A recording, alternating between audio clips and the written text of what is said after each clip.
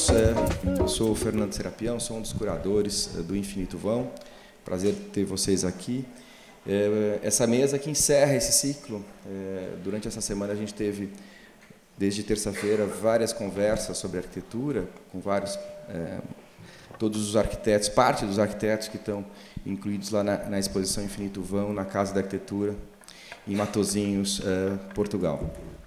Antes de mais, só para agradecer o Instituto Moreira Salles por nos receber aqui.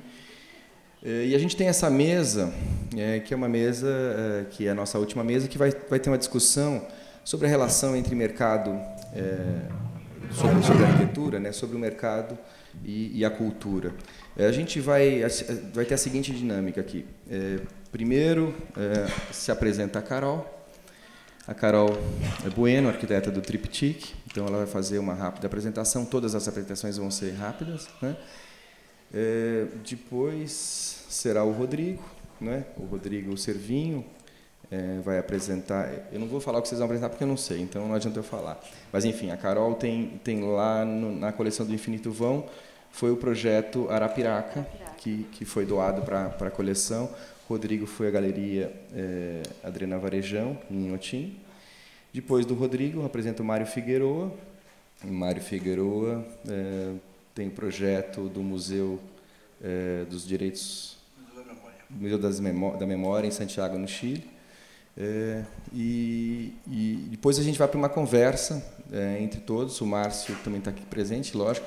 O Márcio não vai ter uma apresentação, mas a gente vai tentar encurtar um pouco, fazer com que a conversa fique mais dinâmica. O Márcio Kogan, do Estúdio MK27, o projeto que foi doado, que foi escolhido pela curadoria, foi o projeto do Estúdio SC, aqui em São Paulo. Bom, então, para começar, passo a palavra a Carol Bueno. Obrigada. Olha, então vamos começar aqui com a apresentação. Foi difícil montar essa apresentação, na verdade. Obrigada, porque primeiro tem um tempo curto e daí uma audiência de arquitetos, então como é que a gente vai apresentar para arquitetos, arquitetura para arquitetos? Então, obrigada, Fernando, obrigada pelo convite, obrigada pela nossa maquete lá. Eu, infelizmente, não pude participar da abertura, não fui ainda visitar, mas não vou demorar para ir. E, sobretudo, o Gui, meu sócio, estava por lá e ele mandando mensagens e fotos emocionado, falando: nossa, realmente está acontecendo aqui um momento histórico, um retrato daquilo que o Brasil produziu e daquilo que, desses últimos anos todos, é um retrato da nossa história arquitetônica. Então, obrigada e parabéns. Parabéns e obrigada. Então, vamos lá. Foi super difícil fazer isso aqui, porque já comecei aqui falando da dificuldade, e, sobretudo, como passar muito rapidinho as nossas ideias. Eu não apresentei o Arapiraca, porque eu acho que quem quiser pode ver, a gente já passou bastante por aí. A gente escolheu, falando de mercado, uma introdução rapidinha do que é a Triptych e alguns projetos que vocês conhecem menos, porque eles não foram ainda fotografados, mas eles têm muito da nossa essência. E alguns deles públicos que vocês podem visitar. Então, vamos lá. Eu que mexo aqui, calma aí. Como é que faz? Vai para frente. Pronto. Não, pronto nada. Eu tenho que fazer assim? Pronto. Então, isso é a nossa turma. Então, eu e os meus sócios, somos 4 sócios, e hoje a gente é mais ou menos umas 90, 100 pessoas, entre São Paulo e Paris. A gente está em Paris também. Isso aqui não está funcionando, gente. Aonde eu tenho que apontar? Tem algum truque? Eu aponto aqui, será? Aqui. Pronto. Então, a gente começou no Brasil em 2000 e, desde 2008, a gente tem escritório também na França, depois de ter ganho um concurso por lá. Então, todo mundo pensa que a Triptych é um escritório francês. Não, na base a gente é brasileiro. Os meus sócios são franceses, mas somos brasileiros, né? Começamos a produzir arquitetura aqui no Brasil e não está funcionando. Vamos lá. Então, aqui vão os pilares básicos. é sempre importante a gente passar isso, porque a nossa produção arquitetônica não tem como ela não passar por esses pilares, que é o pilar da inovação, da sustentabilidade e da colaboração. A inovação, no sentido, a gente sempre se auto-intitula MIT do Sertão, porque daí são as ideias informais soltas e low-techs que o Brasil deixa a gente fazer, que o Brasil convida a gente a fazer. Eu acho isso maravilhoso. Na França, a gente não pode fazer um MIT do Sertão, porque tem todas as regras, etc., etc. Então, a gente aprende muito com essa informalidade brasileira, e é muito engraçado porque a gente aplica lá também. Então, fica esse vai e volta de possibilidades. A sustentabilidade sempre teve na nossa história, não por uma premissa mesmo projetual. A gente aprendeu assim, porque isso se aprende na faculdade, a gente aprendeu isso há 25 anos atrás, e agora, hoje, isso está na moda, ou isso faz parte das premissas de outros, mas isso sempre teve na nossa, né, a base da nossa produção arquitetônica. A colaboração é porque, de maneira horizontal, eu e os meus sócios, desde o início, a gente sempre colaborou, os 4, tanto que Triptique, o nome Triptique é uma obra de arte em várias partes. Então, só para anedotinha, que é divertida. Vamos lá? Pronto. Eu coloquei aqui 3 exemplos desses pilares. Um deles é um concurso que a gente ganhou agora, que se chama Ecotone, falando de inovação. É um centro de biotecnologia, é uma PPP, então eu acho que fez total sentido dentro da nossa conversa hoje aqui, falando de mercado, de público, privado, né? O edifícios privados. Isso é uma PPP, então é um lote público que foi colocado à venda, e uma turma, né, um grupo entre incorporadores, investidores, etc., etc., se juntaram para fazer esse projeto, e a gente ganhou esse concurso. É um centro de biotecnologia, ele é todo de madeira, ele é o maior edifício de madeira da Europa hoje, e ele vai começar a obra daqui a uns 2, 3 anos, e ele vai estar pronto em 26. Olha que loucura essas temporalidades malucas. Isso aqui é um outro, falando da sustentabilidade, isso é um outro edifício que a gente entregou na França. A INPI, o Instituto Nacional de Patente Industrial, a gente entregou em 2012, e ele foi o primeiro edifício e o mais alto edifício de madeira. Ele é inteiro de madeira, estrutura de madeira, laje de madeira, ele é inteiro de madeira, são 12 mil metros quadrados, e, sobretudo, todas as questões, né, o que a INPI pediu para a gente foi colocar inovação dentro desse edifício, e eles pediram que ele fosse positivo. Então, ele produz mais energia do que aquilo que ele gasta, não porque ele necessariamente produz muita energia, e sim porque ele gasta, ele é muito eficiente. Então, sustentabilidade está aqui nesse edifício. Colaboração. Esse edifício é uma história grandona que a gente está fazendo, mais uma vez, trazendo a questão do mercado. Isso é um grande... É a Cidade Matarazzo, aqui do lado da Paulista. É o antigo Hospital Matarazzo. É uma colaboração entre Jean Nouvel, a gente, e para os interiores, o Philippe Starck. Então, é um super vai e volta entre esses grandes arquitetos, e a gente aqui tropicalizando o projeto e, sobretudo, colocando também a gente tem uma parte do projeto importante, que, bom, além da integração do projeto como um todo, a gente tem tudo que é novo por aqui, e todo esse subsolo, tudo que acontece aqui por baixo, é um subsolo enorme, onde tem um programa super completo, e a integração de edifícios históricos e um edifício novo. Então, isso está sendo uma super aventura. A gente acabou de entregar o LO desse projeto, e foram quase 4 anos de muita aventura. E não está funcionando. Pronto, foi. Esse edifício é um edifício que a gente acabou de entregar aqui do lado, aqui embaixo, no Jardins, é uma escola. Então, falando de edifícios públicos, é o Sacré-Cœur, é um instituto de educação que se chama SEB. A gente está fazendo um outro projeto para eles também. É uma escola dentro de um corpo histórico, né? Todo mundo conhece o que é o Sacré-Cœur. Então, o nosso projeto foi trabalhar em cima do restauro do existente, é um edifício de algumas épocas, ele começou em 1930, tem uma próxima fase ali de 40, 50. Então, o restauro do edifício existente e tudo que é novo, porque a gente precisou readequar essa escola à nova metodologia desse grupo de educação, tudo que é novo é de madeira. Então, todas as quadras, todas as extensões, todos os novos espaços são de madeira. Há duas tecnologias importantes, que é o CLT e o Glulam, que são tecnologias... Então, é madeira, mas é madeira engenheirada, é biotecnologia. Então, que a gente consegue, como a gente consegue marcar o novo projeto, pronto. Como a gente marca o novo projeto, é sempre a chegada da madeira, que é esse novo material, essa nova matriz da construção civil que chegou para a gente, particularmente de maneira super forte. Aqui mais imagens da escola, todo esse pátio, todo esse jardim interno, porque tem um jardim interno maravilhoso, são 12 mil metros quadrados de jardim, e todo o corpo da escola tem 18 mil metros. Esse é um outro instituto de educação do mesmo grupo, do Grupo SEB, em Ribeirão Preto. É um corpo histórico também, onde a gente faz requalificação do existente, mais a extensão para os novos usos.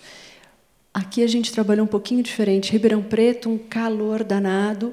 Esse grande edifício tinha um pátio central, tem um pátio central muito importante. Então, o que a gente fez? A gente modelou, a gente fez um mapa solar ali de toda a zona de calor que incide em cima desse pátio, e a gente desenhou essas marquises. Então, ele é todo recoberto por essas marquises, e essas marquises elas têm produção de energia. Então, toda a marquise são 1.200 metros quadrados de marquise de painel solar. Então, a gente é relativamente eficiente naquilo que a gente produz.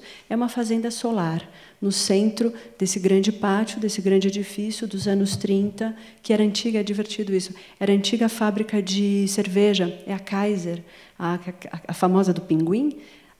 Parece que tem um tubo de cerveja que sai daí desse edifício, que passa por baixo, que vai alimentar o pinguim ali na Praça Central de Ribeirão Preto.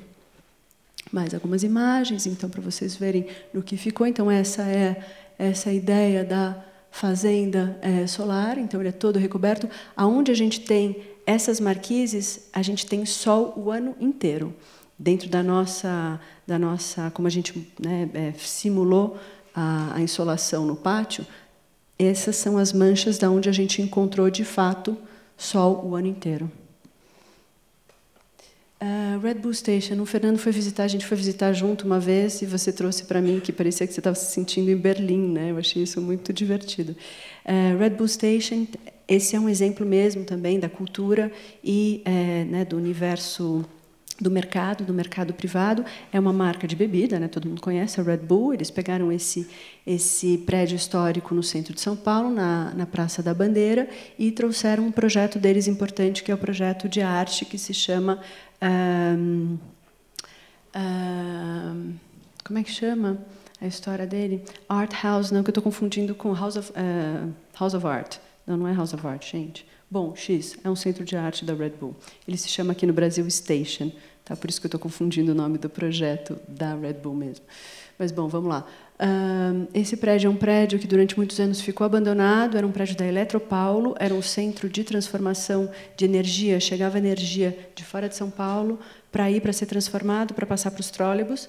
Então, era um grande depósito quente de transformadores elétricos. O sistema de resfriamento desse prédio, que é muito lindo, é por água. Então, eles jogavam água em cima desses equipamentos todos para resfriar o prédio, para resfriar os transformadores. Então, todo o piso do prédio era feito de canaletas para recolher essa água e, sobretudo, o subsolo deste prédio era todo inundado, porque tem um reservatório gigante. Então, a nossa história foi como como colocar esse prédio de novo à vida. Ele ficou 10 anos abandonado, daí sem teto, morando, com cachorro, pulga e papagaio. Foi difícil a gente poder até visitar o prédio. E visitar, por exemplo, o subsolo. Eu demorei 1 ano para visitar o subsolo, porque ele era todo inundado, cheio de bicho e tal. Então foi isso, como dar vida de novo a esse prédio. Então a nossa ideia foi pensar no marco zero, esse pilar a partir do qual a gente vai criar uma grande marquise no telhado. Essa grande marquise, ela vai recuperar água para a gente colocar o sistema de água de resfriamento do prédio de novo em função, porque isso era a base mesmo do funcionamento do prédio. Opa, vamos lá. Então, aqui a gente sobe. A nossa ideia foi, então, trazer todo mundo por essa lateral, que antigamente era a chegada dos trólebus. Eles passavam por aqui, eles chegavam por aqui, que eram conectados. E daí tinha manutenção dos trólebus, etc, etc. Então, aqui sempre foi a chegada, o início do percurso. Aqui o marco zero, um grande pilar, sobe, você chega aqui em cima, onde tem esse chafariz, que faz parte do sistema de resfriamento. Eles jogavam água nos equipamentos todos, essa água era captada, resfriava as paredes, porque ela ia para o sistema de ar-condicionado das antigas, dos anos 30, maravilhoso. Esse sistema de água passava pelas paredes, em grandes tubos, e era resfriado lá em cima, nesse chafariz. Então, a gente colocou água de novo nesse sistema e o prédio voltou à vida.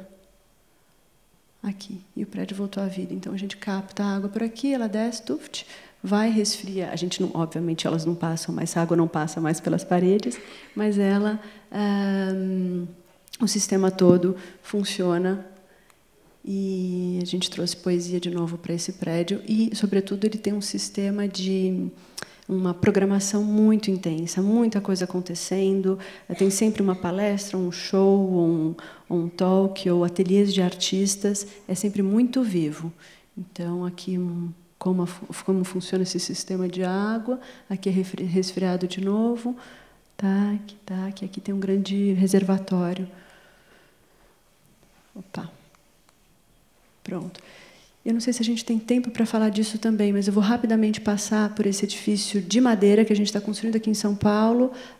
Está entrando em prefeitura muito em breve. A gente imagina começar a obra em 19 para entregar ela no final de 20. É um edifício, é o primeiro do Brasil, ele é inteiro de madeira. Ele é também biotecnologia, por conta do sistema construtivo, de pilares e lajes. Então, aqui, vamos lá. Uma historinha rapidinha aqui do crédito de carbono, que, de fato, não sei se vocês devem saber disso, mas quando você tira a árvore da floresta, ela já captou gás carbônico, então lá fica, e fica para sempre. Então, o nosso processo é um processo de... a gente tira gás carbônico do ar no momento em que a gente constrói em madeira. A gente tira da atmosfera. Pronto, aqui um esqueminha do nosso projeto, se chama Floresta Urbana. Daí eu posso ficar falando horas dele, mas como a gente tem pouco tempo, eu vou falar aqui, passar rapidinho algumas imagens dele. Então, as lajes, o que é importante, as lajes são de madeira, de CLT, os pilares são de madeira glulam. Essa madeira é uma madeira brasileira. Ela ainda não consegue ser engenheirada aqui no Brasil, porque ainda não tem os equipamentos, mas muito em breve ela vai ser. E é isso, gente. Muito obrigada. E desculpa, foi rapidinho, espero não tenha passado.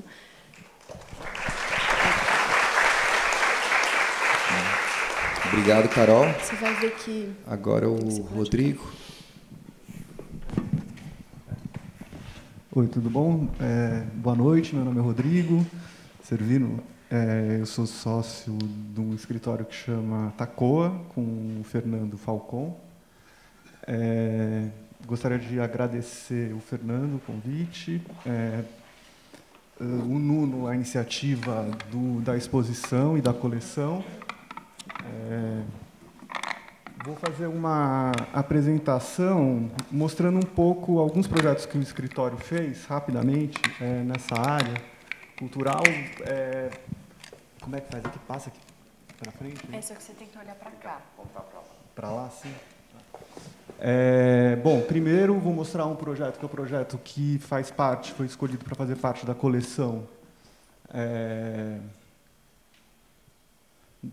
da Casa da Arquitetura, que é a galeria, que é um primeiro projeto, na verdade, do escritório, que é a Galeria Adriana Varejão, em Inhotim.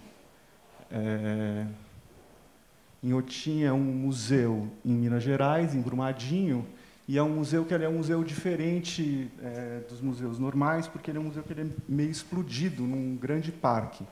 Então, na verdade, vários prédios conseguem se dedicar a obras exclusivas de um artista e não precisam também se ocupar com bilheteria, com essas outras áreas no fundo funcionar. Então, esse edifício então foi desenhado para abrigar a obra da Adriana Varejão, que era uma obra que já tinha sido adquirida, na verdade, pelo museu. E o edifício ele é também uma conexão de duas cotas diferentes do museu. Então, ele é um percurso também que conecta duas cotas diferentes do museu. Aqui a gente está vendo a entrada, então, por essa cota mais baixa. A gente tem sempre... Opa, nossa, desculpa, pessoal. Aqui também está meio difícil, né? Aqui isso é um corte, para vocês entenderem. Aqui é uma planta. Eu estou voltando para trás porque ele passou rapidinho. Nossa, é difícil, né?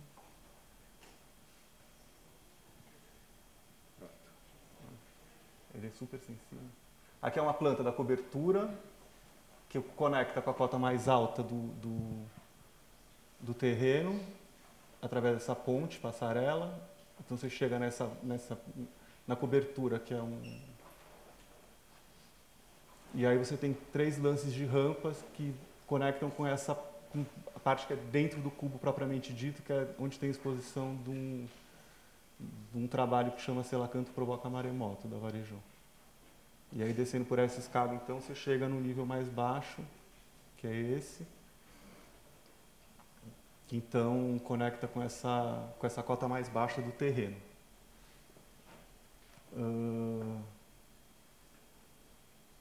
Aqui um corte longitudinal e um corte transversal. Aqui uma imagem, então, desse térreo.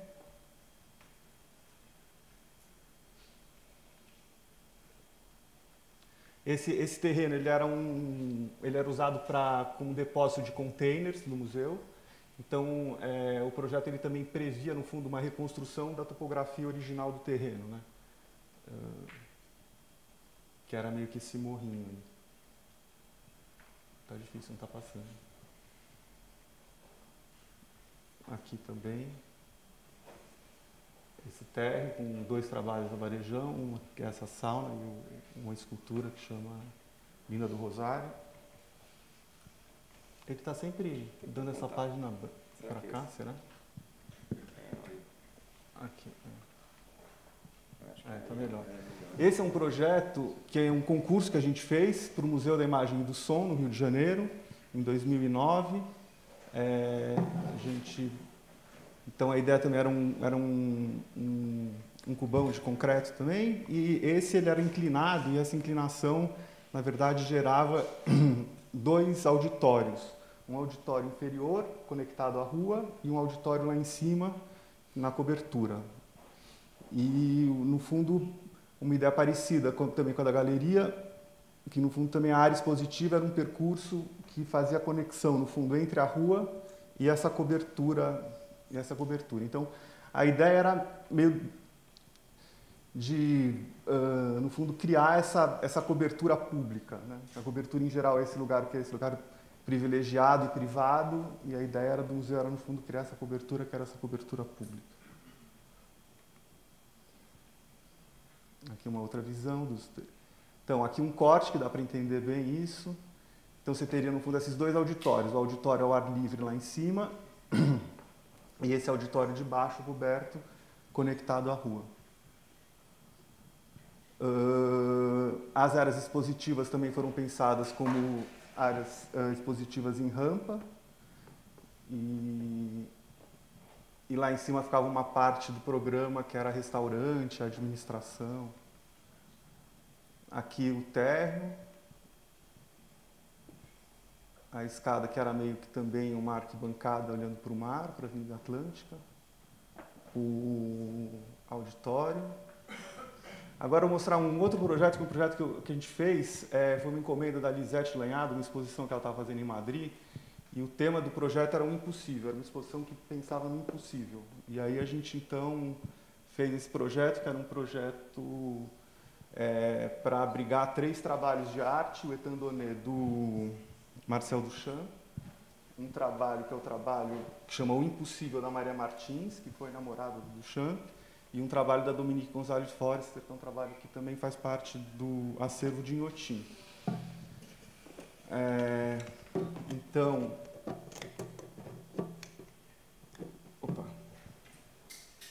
aqui então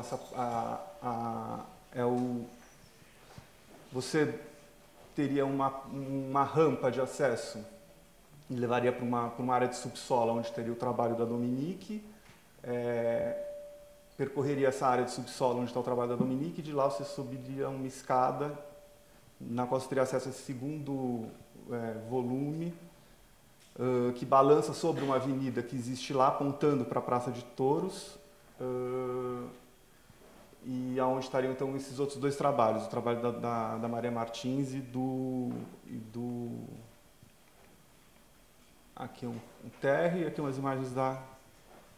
Então esse volume. E esse volume, onde estava o trabalho da Maria Martins e do Duchamp, a ideia era que ele é um volume de concreto, mas ele teria progressivamente furos cada vez maiores ao longo, conforme ele fosse se desenvolvendo em direção à avenida. Então era a ideia de que no fundo você teria esse volume meio permeável e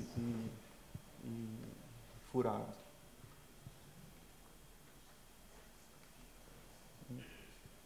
Aqui uma visão mais de cima. Então, você aqui entrando, isso aí ele meio que balançando sobre a avenida, com os furos. E à noite, então, no fundo, essa ideia de que você teria uma leitura meio que oposta dele, que é onde ele era furado, vazaria a luz. Isso é baseado um pouco na história do Etandonê, no próprio nome do trabalho, e sobre o que o trabalho é, né, o trabalho do Duchamp.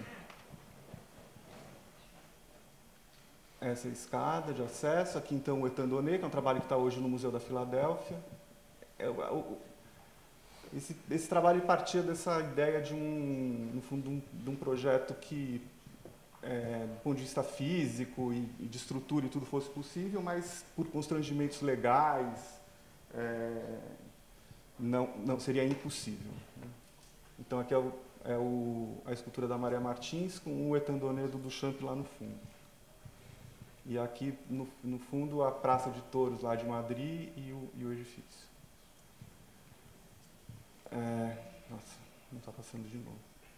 Aqui. Agora, esse é um estudo que a gente fez, quando a gente participou do 33º Panorama de Arte da Arte Brasileira. Também a Lisete, ela pediu para a gente um projeto que fosse um projeto que tentasse reimaginar o Museu de Arte Moderna, o Museu de Arte Moderna de São Paulo. Então a gente fez esse projeto, que era um projeto que no fundo começava onde o museu está hoje, na Marquise, e passava por baixo do prédio da Bienal, se desenvolvia todo no subsolo ao longo do parque, e aí ele virava, na verdade, um grande viaduto que atravessava a 23 de maio e continuava depois até uma rua que tem lá atrás. Então a ideia era que ele, no fundo, o prédio faria uma conexão, então, entre a Marquise, o lugar onde o museu está hoje, e o prédio do MAC, que, na verdade, abriga o acervo, que era o acervo original do MAN. Né? O MAN original, na verdade, ele foi fechado pelo Titilo, e o acervo do MAN original foi doado para a USP, e é isso que a fundação do MAC vem daí. Então, na verdade, o acervo do MAC é o acervo do MAN original, então tinha era uma ideia, no fundo, então, de você ligar o lugar original do museu ao acervo original do museu também, que era o acervo do MAC.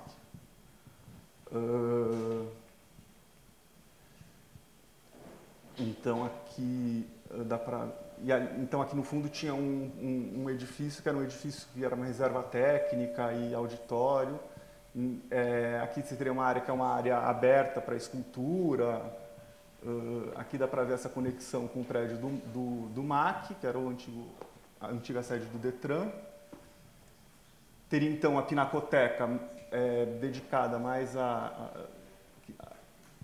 e o prédio todo, ele é um prédio que ele é todo curvo e uma geometria próxima da Praia do Lázaro, em Ubatuba, mais ou menos, que dá uns 2 quilômetros, mais ou menos, de um semicírculo.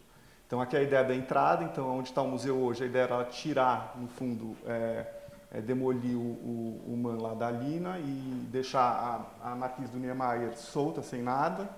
E você teria, então, só um buraco que atravessa a Bienal pelo subsolo. Poderia até, inclusive, ter uma conexão com o subsolo da Bienal.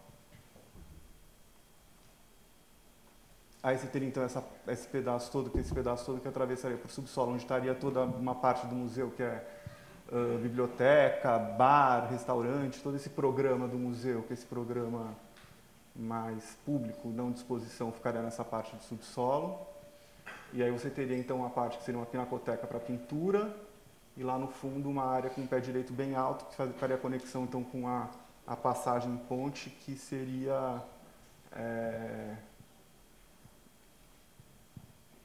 Aqui também teria uma sala, que era uma sala bem quadrada. Aqui em cima, então, a parte que conecta com... Aqui a gente estaria passando por cima da 23. E aqui essa área, então, para escultura. Lá no fundo, auditório e prédio com a reserva técnica, que é a conexão com o MAC antigo. Aqui, então, um corte e plantas. Essa planta dessa área do subsolo.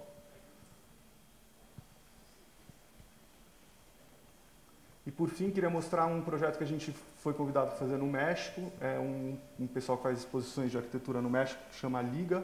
E a gente fez, então, a gente propôs esse projeto, que era esse projeto que é um térreo de um edifício. E a gente propôs, então, na verdade, não ocupar o térreo do edifício e fazer um projeto, na verdade, na rua, em frente ao edifício. Então, era uma ideia de que, na verdade, o trabalho estaria, então, na rua, na cidade, e que o espaço expositivo, então, é só esse lugar abrigado onde você fica e da onde você vê, então, o trabalho que está na cidade. E a proposta, então, era esse volume, que era meio uma jardineira, meio um banco.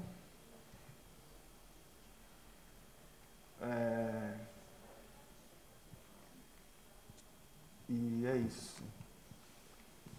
Passou 18 minutos? Eu acho que é o último isso aqui já. Era isso, obrigado.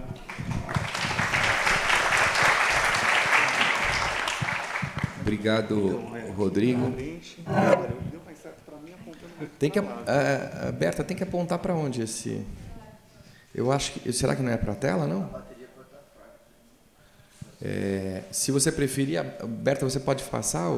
Ela pode passar, aí você vai só falando. Tá ok. Bom, muito obrigado pelo convite. Eu queria rapidamente parabenizar a Casa de Arquitetura, em nome do Nuno, que está aqui presente.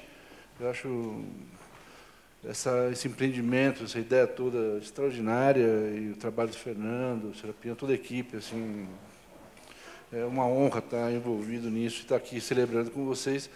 E com muita inveja, acompanhando os 3 dias de festa da inauguração. Acho que quem sabe celebrar mesmo a vida são vocês, portugueses, porque eu achei daqui acompanhando, achei extraordinário. Bom, eu entendi um pouco o convite, talvez de uma maneira muito explícita, então talvez ajude até para convidar o Márcio na sequência e já começar um debate sobre o assunto. Assim, o trabalho de uma gentileza, para quem não sabe, assim, o trabalho de uma gentileza da Casa de Arquitetura que cada um dos convidados recebeu um convite, né, formatado com a obra que contribuiu para poder divulgar. Então, quer dizer, mais atenção do que essa, com 80 projetos, não consigo imaginar, assim, uma sutileza impressionante. Bom, aí eu, sei lá, desculpe ser uma abordagem professoral, mas me pareceu que poderia ser interessante. O seguinte, bom, mercado e cultura, cultura e mercado, seguinte. Aí me lembrei de uma frase do Ortega Garcés, né? O que de fato seria cultura? Ele diz, cultura é o sistema de ideias vivas que cada época possui, ou melhor, o sistema de ideias das quais o tempo vive. Seguinte, pensando nisso, talvez faria sentido colocar aqui hoje que cultura seria um sistema de ideias das quais a arquitetura deveria se alimentar. É diferente da erudição, mas como o tempo é pouco e o tema de debate é outro, quem sabe, uma outra oportunidade, a gente poderia discutir cultura e erudição na arquitetura brasileira ou na arquitetura mundial, também é um tema interessante. Mas acho que cultura está nessa condição e acho que ela deveria estar no processo de alimentação da arquitetura. Seguinte, por outro lado, todos nós, acho que conceitualmente sabemos que o mercado é um ambiente social ou virtual propício a condições para a troca, compra, venda de bens e serviços. Todos nós, de alguma maneira, arquitetos, cidadãos, estamos envolvidos no mercado em alguma situação, como consumidores ou como prestadores de serviço. Seguinte, mas o que, de fato, talvez me interessaria trazer para o debate é que, ao olhar isso como um prestador de serviço, e por ser especificamente um arquiteto e oferecer arquitetura como serviço e urbanismo, talvez fosse importante nunca esquecer que essa relação talvez nunca teve separada. Isso é a estoa de Átola, isso é uma reconstrução em cima dos vestígios arqueológicos. Esse é um dos prédios mais maravilhosos que eu já vi. Seguinte, ela está na Ágora, ela está à direita aqui, esse pavilhão longitudinal. Essa é um levantamento da Ágora de Atenas, 2 séculos antes de Cristo. Seguinte, e essa é 2 séculos depois de Cristo. 400 anos separam a primeira base cartográfica de registro da segunda, 400 anos. Nesse processo, vejam só, gera esse conjunto onde a via Panathinaika ela atravessa diagonalmente o caminho Acrópole. Você pode voltar só, por favor, anterior? E isso me parecia interessante. Quer dizer, a Ágora ela era toda cercada acima, embaixo e à direita por estoas, por edifícios preparados para receber o comércio, distintos tipos de comércio. À esquerda, edifícios mais religiosos e institucionais. Por exemplo, o 5 era tipo Tribunal Superior de Justiça. Tá? Uma das últimas peças que é incorporada na Ágora é o 7, é o Odeon, a cultura, o teatro. Basicamente, nesse momento, era mais para música. Diz a lenda que os instrumentos eram tão desafinados que era melhor cobrir, fechar, para dar uma acústica melhor, né? Mas, de fato, uma das últimas peças que entra com grande importância no centro da Ágora é a cultura, rodeada pelo mercado, que alimenta o dia a dia da cidade, da sociedade. Seguinte, eu acho que, de fato, que o mais surpreendente desse conjunto são edifícios extremamente ortogonais, clássicos, belíssimos, organizados de uma maneira aparentemente caótica, mas que o conjunto gera uma beleza extraordinária.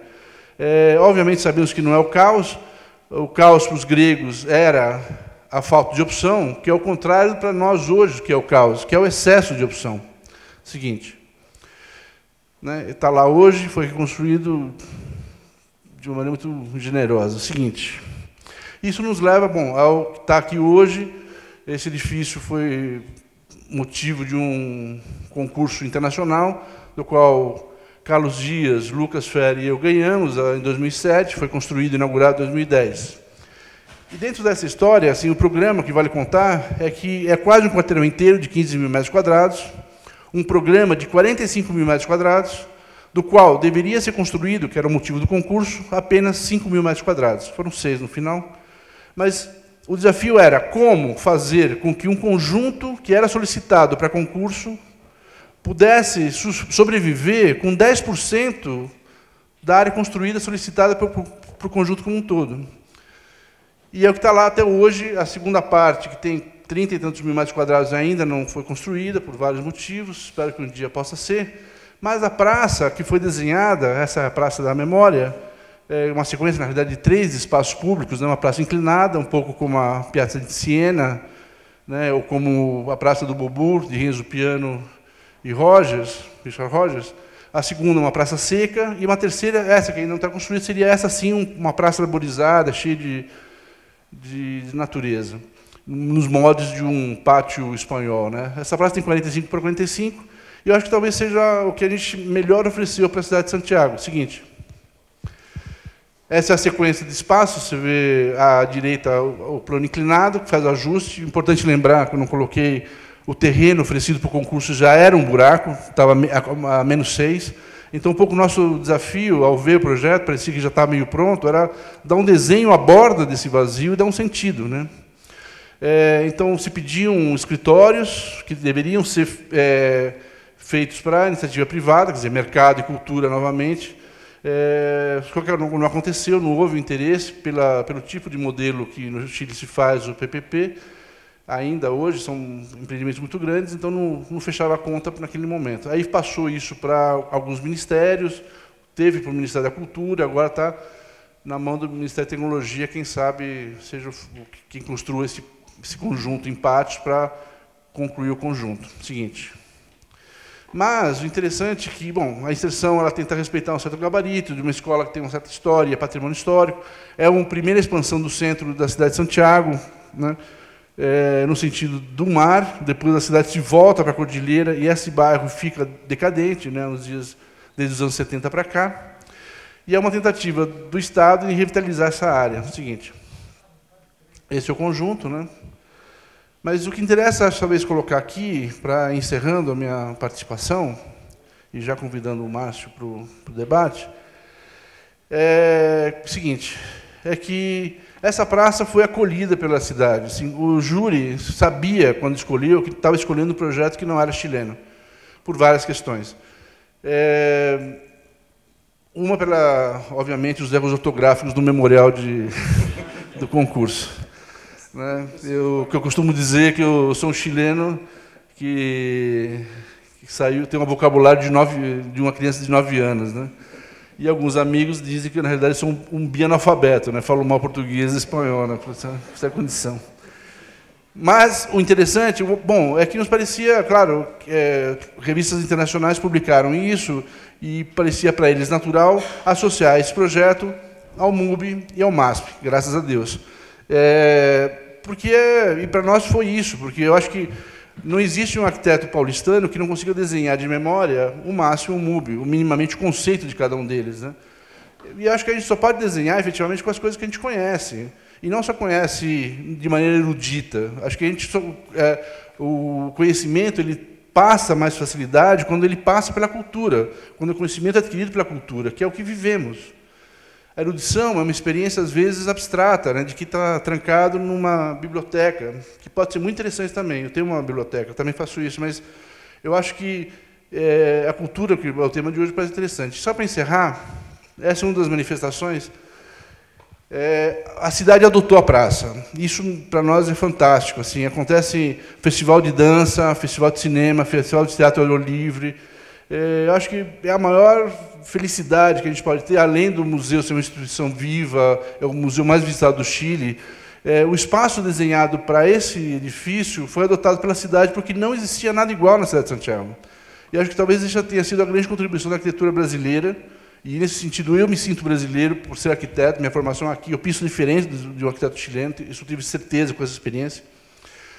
E essa foto foi tirada agora em agosto, 2, 3 dias após o ex-ministro, que depois foi deposto, né, pelo Pinheira, o ministro da Cultura, fazer uma declaração absolutamente inconsequente, falando muito mal do museu, não da arquitetura, mas do conteúdo do museu, dizendo que era enganosa, que era uma visão equivocada da história do Chile.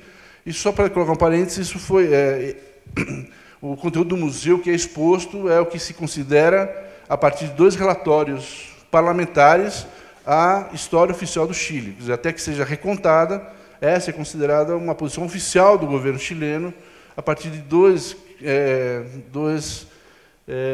trabalhos de investigação profundo, com entrevistas de centenas, milhares de pessoas, para chegar numa busca de de uma versão oficial do assunto. Bom, e esse aqui se reúne mais de 1.000 pessoas naquele dia para defender o museu. Então, eu acho que, nesse sentido, acho que o que só faz a união, novamente, é a Ágora.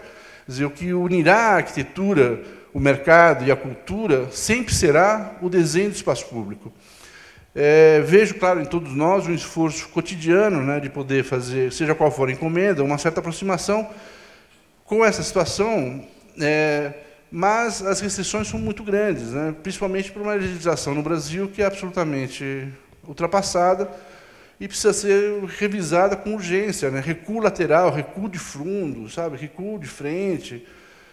Jamais qualificou a cidade, sabemos todos nós isso, e hoje acho que já temos uma certa maturidade construída coletivamente, conseguiríamos lidar com esses assuntos e melhorando a cidade significativamente se a gente tivesse a oportunidade de discutir questões básicas como essa, mas baseado numa condição que seja qual for o programa público-privado, o que vale, no final das contas, é a qualidade do desenho da cidade que ofereceríamos de volta.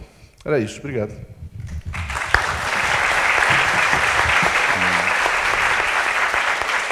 Obrigado, Mário. Eu estou aqui no papel de, ao mesmo tempo, anfitrião e mal educado, porque eu tenho que apressar a gente, me passar um papel de 5 minutos aqui, então, ou seja, nosso debate eu acho que vai ser no restaurante, no bar, em algum lugar.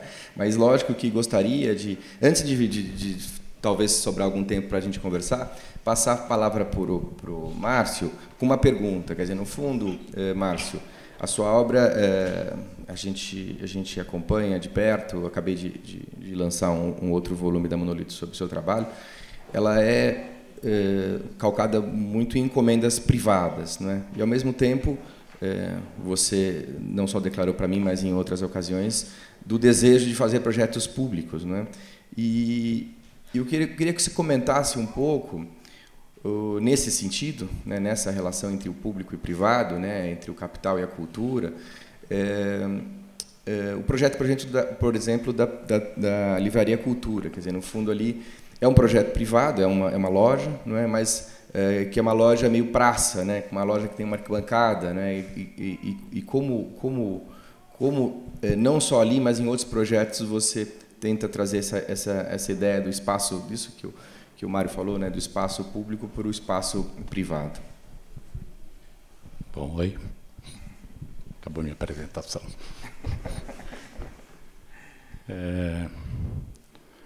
Bom, depois que me formei, eu fui estudar habitação social, que é o que eu queria fazer. E aí toca o telefone um dia no escritório e te encomenda uma casa. A casa tem sucesso, aí você foi parar do outro lado. Então, acho que o destino faz muito o que você vai ser. Quer dizer, no exemplo aí da Livraria Cultura, quer dizer, já era uma das últimas tentativas, ou talvez a última tentativa de se fazer esse modelo ainda existir. E para mim, sempre a imagem de uma livraria é um lugar, pelo menos que eu ia, na FINAC, ou na própria Cultura. Tem lá uma incrível no Japão, aquela acho que é Tsutaya, e do ato de você estar do lado de outras pessoas, coisa que estava se perdendo aí com o fenômeno Amazon. E eu pensei muito nisso numa grande praça. A livraria é uma grande praça. Então, uma tentativa de sobrevivência do prazer de ir até uma livraria que está terminando, ou talvez já terminou.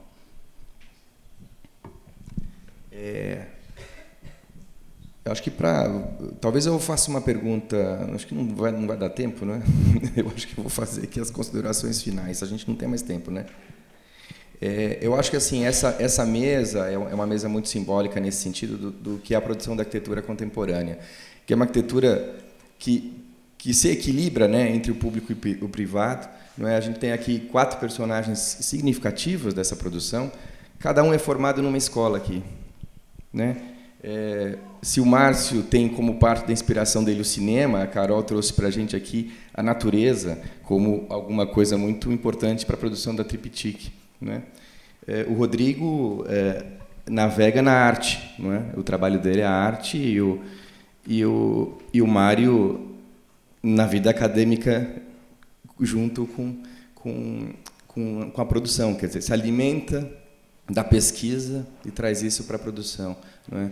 Temos aqui um chileno que não é chileno, temos aqui uma francesa que não é francesa, não é? E um japonês também que não é japonês, né? E o Rodrigo deixa para lá, né, Rodrigo?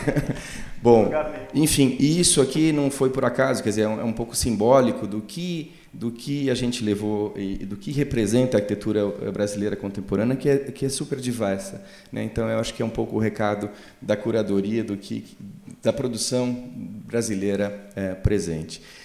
Obrigado a todos, obrigado a vocês pela paciência, e a gente segue o programa com uma cerimônia de entrega dos títulos honorários. Obrigado. Obrigado.